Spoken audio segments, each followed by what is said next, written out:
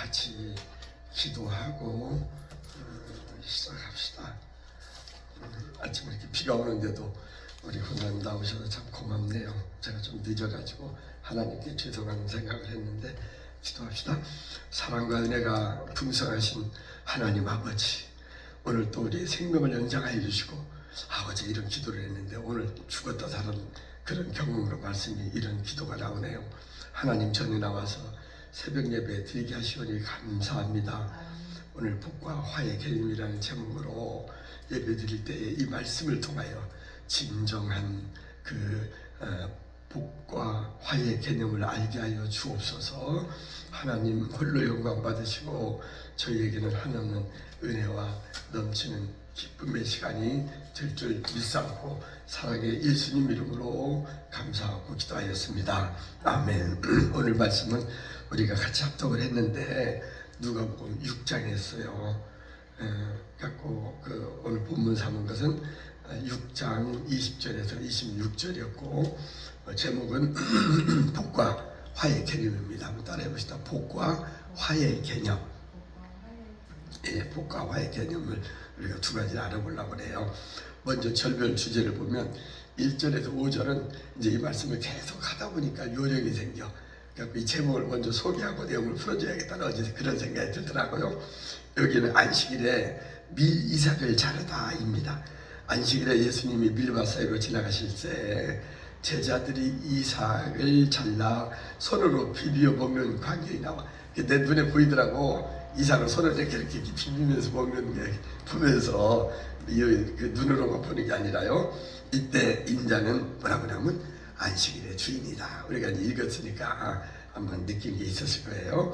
그리고 6절과 11절은 안식일에 손 마른 사람을 고쳐요. 또 안식일에 예수님 회당에 들어가서 가르치실 때에 거기에 손 마른 사람이 있는데 예수님께서 서기관과 바리새인들이 예수를 고발할 거리, 쉽게 말해서 증거를 찾는 것을 미리 알아차렸더라고요. 보니까 우리가 학교 다닐 때 보면 선생님께서 김군 또는 박군 일어나 해가지고 뭐 지적은 막 간이 덜렁덜렁 보였나 봐요. 학교 다닐 때는 그랬어요. 선생님 뭐 시키면 책 읽으라 해도 우리 어릴 때는 그게 지금 애들은 아주 명랑하고 잘하지만 그때는 막 그 선생님이 뭘 시키고 보면 어렵더라고요. 떨리고 그런 것처럼 이렇게 일어나 하면서 그 손 마른 사람에게 불러서 설하고 질문을 해요. 안식일에 선을 행하는 것과 올리네. 악을 행하는 것, 또 생명을 구하는 것과 죽이는 것 어느 것이 옳으냐라고 이렇게 물으면서 그 손 마른 사람에게 손을 내밀어라 이렇게 하시니까 그 손이 바로 회복이 되었어요. 여기 보니까. 그 다음 12절에서 19절에서는 12제자를 사도로 택하십니다. 12제자를 택할 때도 보니까 예수님께서 기도하시러 산으로 가시어 제자들 삼기 전에 산으로 올라가서 여기 보니까 밤이 새도록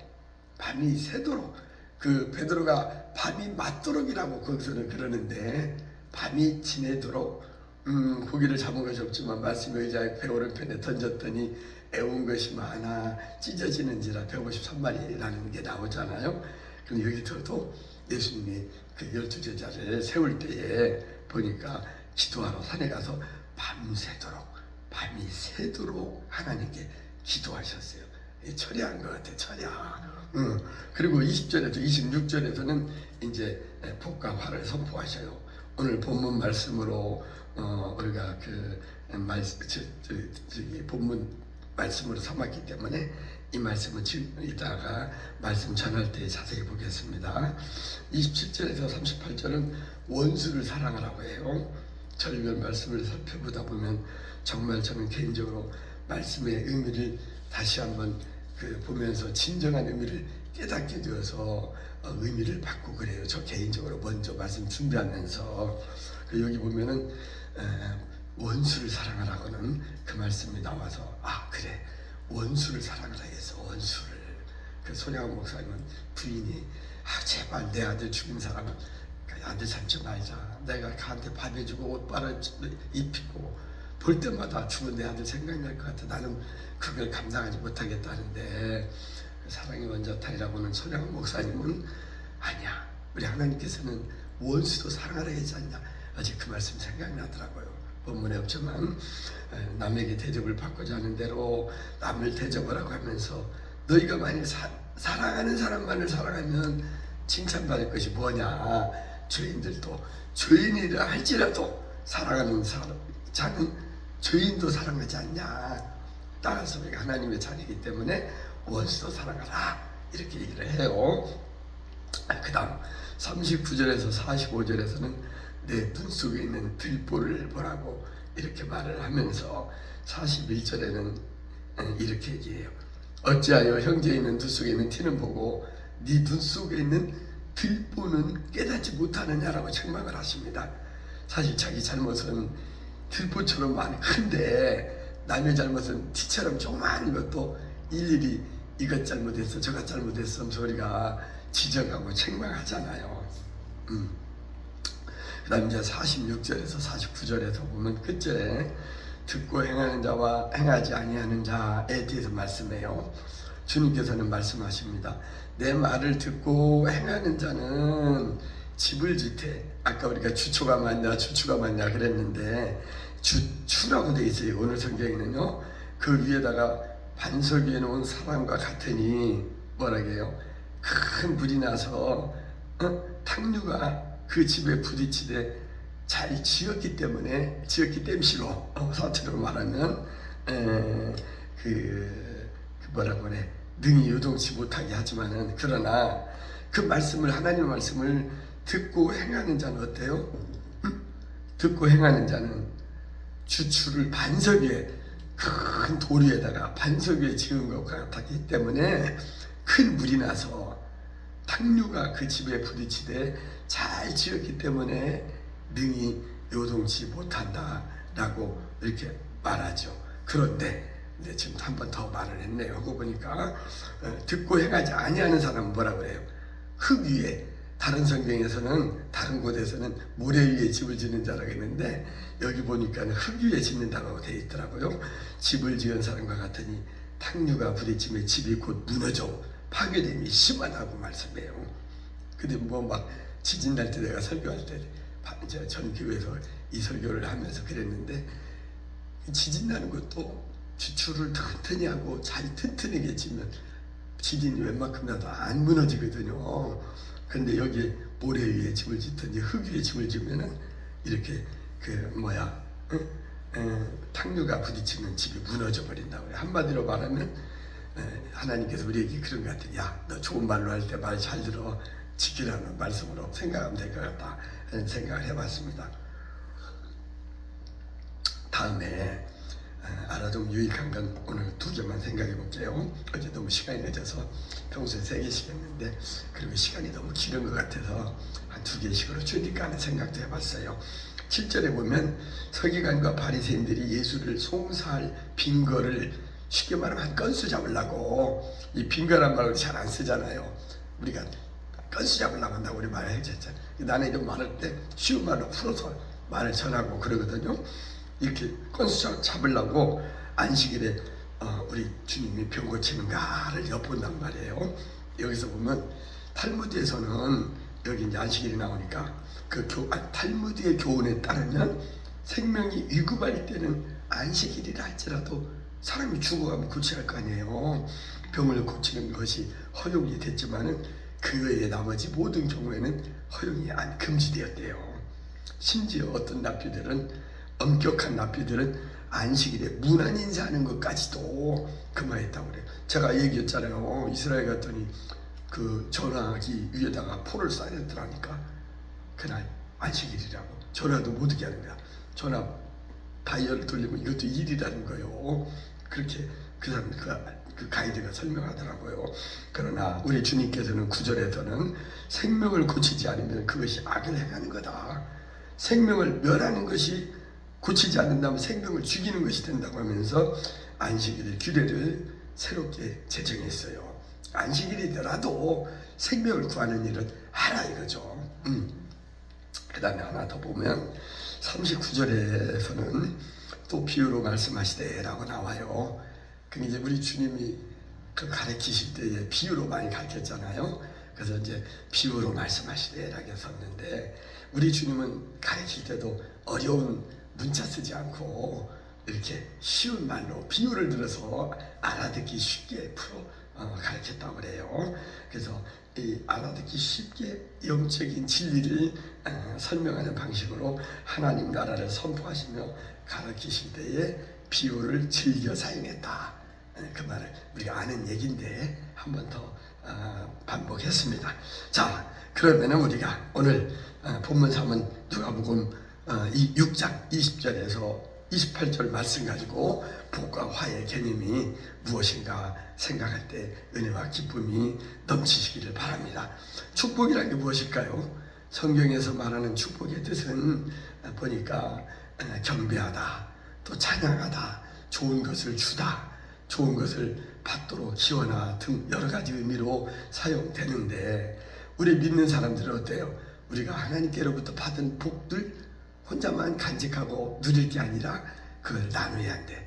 그래서 오늘 아까 어디서 또 같이 읽을 때 보니까 그랬잖아요. 거저 주라. 우리가 받은 것을 거저 받았으니 거저 주라. 그런 아까 대목이 있었어요. 그래야 그 갈릴리 바다와 같이 더욱 번성하고, 갈릴리 바다는 물을 받아서 또 내려준단 말이에요. 근데 사회는 어때? 그러니까 갈릴리에는 막 번성한데 나무 보고요 잘 자라고, 그러나 사회는 말뜻이 죽은 바다잖아요. 물을 받기만 하고 안 주니까 물이 고였기 때문에 사회와 같이 죽은 바다가 되는 것처럼, 우리가 하나님께로부터 은혜를 받은 것을, 우리가 구원을 받은 것을 우리는 복음을, 복된 소식을 우리는 전해야 해요. 오늘 이 아침에 들은 말씀도 혹시도 누구 만나면 기억나는 대로 복과 화에 대해서 전하면서 전도를 해야 합니다. 저는 하여간 누구를 만나든지 저를 만나는 사람은 아주 불가피하게 급한 일이 아니면 반드시 혹시 예수 믿습니까? 하고 예수 믿어야 하늘나라 갑니다. 간단하게 그 얘기를 전해요. 근데 많이들 안 받아들이더라고요, 사람들이. 자, 보면 첫째는 뭐냐? 복 있는 자라는 뭐냐 하면 20절에서 23절을 읽었습니다. 사람들은 누구를 막론하고 복 받기를 좋아하죠. 그런데 하나님께서는 우리 사람들에게 복 주기를 원하는데, 오늘 말씀에서는 예수님께서 말하는 복은 다음과 같습니다. 먼저 20절에 보면 너희 가난한 자는 복이 있나니 하나님 나라가 너희 것이며 라고, 가난한 자가 복이 있대요. 그잖아요. 부자는 하늘나라 가는 게, 낙타가 그 고래가 발을 길어 들어가는 게 어렵다는 성경이 있어요. 그 다음 21절에 보면 줄인 자는 또 복이 있다고 그래. 너희가 배부름을 얻을 것이라고요. 우는 자가 또 복이 있나니 너희가 웃을 것이라고 하면서, 인자로 말미암아 사람들이 너희를 미워하며 멀리하고 욕하고 너희 이름을 악하다 하여 버릴 때에는, 한마디로 말하면 핍박할 때 너희에게는 복이 있나니 그날에 기뻐하고 뛰어라 라고 하늘에서 너희 상이 크다고 그럽니다. 다른 성경에서는 기뻐하고 즐거워라 그렇게 기억이 나는데, 오늘 성경은 기뻐하고 뛰라고 되어 있어요. 뛸지라라고. 그러나 여기서 나열된 복들은 단순하게 어떤 물리적인 가난함, 또 굶주림, 슬픔, 핍박, 박해 이러한 것들로 복받는다는 뜻이 아니고, 가난은 물질적인 탐심이 없는 순수한 상태를 말하면서, 박해나 예수를 믿는다고 해서 우리가 고난받고 핍박을 받을 때에, 한마디로 그럴 때 우리는 복이 있다. 우리가 팔복을 설명 드릴 때 보면 그러잖아요. 하늘의 상이 크다고. 그러듯이 우리 구주 예수 그리스도를 마음에 모시는 것 자체가 우리는 복이 된다는 걸 우리는 명심을 해야겠습니다. 우리 오늘 복을 여러 가지 나야 되는데, 중요한 복은 뭐냐면 우리 마음속에 예수 그리스도를 모시고 구주를 나의 구주로, 오직 주님이 나의 구원이시오 하나님이시라고 고백할 수 있는 것, 이 자체가 큰 복이라는 거예요. 사람들은 그걸 잘 못 깨닫죠. 아마 교회 다니면서도 직분을 맡은 자들도 교회에서 복 받는 것이 뭔 큰 물질적인 복이나 받고 가정에서 자녀 잘 되고 사업 잘 되고 뭐 여러 가지 원하는 기도가 응답받는 거 이런 것을 복으로 생각하는데, 실질적인 복은 우리 마음속에 예수 그리스도를 모시고 그 주님 한 분만으로 우리가 기쁨이 넘칠 때에 참복이다 라는 걸 우리가 알아야겠어요. 그러면 뭐 화는 또 뭘까요? 24절에서 26절에 그 답을 주고 있습니다. 우리 예수님께서는 어떤 사람에게 화가 있다고 말씀했냐면 24절에 화 있을진저 너희 부유한 자요 너희는 위로를 이미 받았다 라고 하면서 배부른 자가 화가 있다고 그래요. 그리고 그 다음 절에서는 너희 지금 웃는 자요 너희가 애통하며 울리로다 라고 하면서 웃는 자도 화가 있다. 이게 조금 어폐가 있는 것 같아. 저는 기뻐하라 쉬지 말고 기도하라 범사에 감사하라 이는 그리스도 예수 안에서 너희를 향하신 하나님의 뜻이라고 하면서 기도하고 기뻐하고 감사하는 것 저는 주장하거든요. 그게 막 좋아해 그 말씀을. 근데 오늘 여기 말씀에서는 또 웃는 자가 또 울리로다 하면서 웃는 자도 화가 있다고, 뭐 성경에 보면 이런 말 저런 말이 많은데 우리가 잘 해석을 해야겠습니다. 그리고 26절에 보면 모든 사람이 너희를 칭찬하며 화가 있다. 조상들이 거짓 선지자들에게 이와 같이 하였다라고 말합니다. 그러나 우리가 문자적으로만 이런 것들을 해석하여 이 말씀도 오해해서는 안 되겠습니다. 다시 말하면 뭐냐면은 세상 물질을 더 사랑하기 때문에 하늘의 부와 쌓아두는 것을 거절한다 하거나 또는 세상 향락에 빠져서 탐닉하면서 그 주님의 칭찬보다 사람에게 보이려고 사람들의 칭찬을 더 좋아하는 자를 주님은 책망하는 거다. 이걸 우리는 깨달아야겠습니다. 그래서 우리가 그러잖아요. 사람에게 칭찬 다 받으면 하늘나라 가서 상 받을 게 없다고. 상 받는 거 좋아하지 마라. 이런 게 칭찬받는 거 좋아하지 마라 한 그런 말 들었던 것이 생각이 나네요. 즉 사람의 마음이 육체적인 쾌락이나 세상 향락 그리고 헛된 부귀 영화와 명예에 우리 마음을 뺏길 때 우리는 그때 화가 미친다는 걸 우리는 기억하라는 교훈을 해주고 있습니다. 이 말씀 준비하면서 오늘 또 무슨 말씀을 줄까 말씀 준비할 때 이제 자정이 가까이 다가오는데 또 말씀을 전할 때 내가 먼저 은혜를 받아야 은혜를 전하잖아요. 저는 어제 새롭게 은혜를 많이 받았습니다. 말씀을 마치게요. 그리스도인에게 있어서 진정한 복과 화의 개념은 뭐냐? 우리 구주 예수 그리스도를 마음에 모시는 것 자체가 복이 된다는 것을 우리는 알아야겠고, 그 다음에 그 화는 뭐냐면은 육체적인 쾌락이나 세상 향락 그리고 헛된 부귀 영화와 명예에 우리 마음을 뺏긴다면 그게 화가 된다. 우리 인생은 안개와 같이 잠깐 보이다가 없어지는 거라겠잖아요. 세상의 부귀 영화 이런 그 쾌락 향락 등은 그 잠깐 있다 없어지는 것들이거든요. 영원한 것이 아니에요. 그렇기 때문에 우리들은 이 참복과 이 화에 대해서 잘 깨닫고 돌아갔으면 좋겠네요. 우리의 시각이 어디를 향하고 있는가 생각하며 진정한 의미에서 복을 누리는 성도로서 천국 가는 저와 우리 모두가 되기를 간절히 축원합니다. 이제 축도로 마치게요. 이제는 교회의 머리 되시는 우리 구주 예수님의 한없는 은혜와 아버지 하나님의 극진하신 사랑과 성령의 교통, 교제, 동행 우리를 때를 따라 도우시는 그 역사하심이 올바른 복과 화의 개념을 잘 이해하고 천국 가기 원하는 저희들의 신령마다와 가정과 일터와 교회와 이 나라 이 민족 위에 지금으로부터 영원히 함께 하시기를 간절히 축원하옵나이다. 아멘.